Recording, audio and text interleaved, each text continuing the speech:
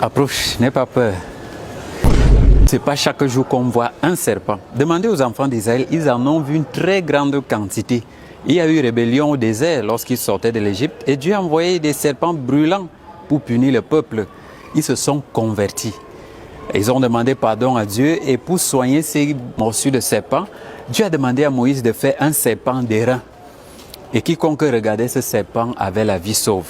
Et plus tard, on nous dit que comme Jésus a été élevé, quiconque regarde à Christ est sauvé. Alors, comment ce qui détruit devient automatiquement ce qui sauve? C'est parce que ça vient d'un contexte du Proche-Orient. Lorsqu'un animal terrorisait les populations, dérangeait les troupeaux, s'il vous arrivait de le capturer ou de le tuer, il ne fallait pas le manger ni le brûler.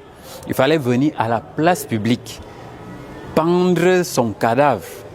Alors tout le monde attestait de sa mort. Ça n'aidait personne de dire qu'il est mort, vous l'avez tué. Non, c'est quand on voyait le cadavre que tout le monde retrouvait la paix.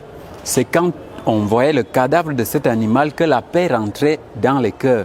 Est-ce que c'est donc Christ qui est cet animal pendu? Non, c'est parce qu'avec Christ, il y a la fin de tout ce qui te fait peur. Il y a la fin de tout ce qui te dérange. Il y a la fin des souffrances, la fin des douleurs.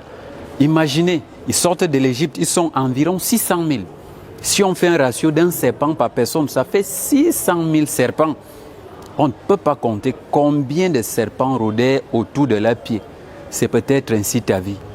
Beaucoup de serpents rôdent. Et tu es préoccupé. Qu'est-ce qui va m'arriver? Beaucoup de difficultés. Alors n'aie pas peur. Regarde seulement Jésus. Je ne sais pas ce qui te mord en ce moment. Est-ce la pauvreté? Est-ce la maladie? Les dettes? Est-ce n'importe quelle chose qui cause ton chagrin? Je t'en prie, ne te laisse pas vaincre par la morsure. Regarde à Christ et tu seras sauvé.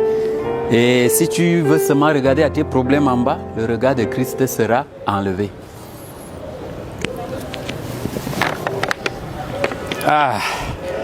Vraiment, avec tous les problèmes qu'on a, vous n'espériez pas quand même voir augmenter une blessure, une morsure de serpent.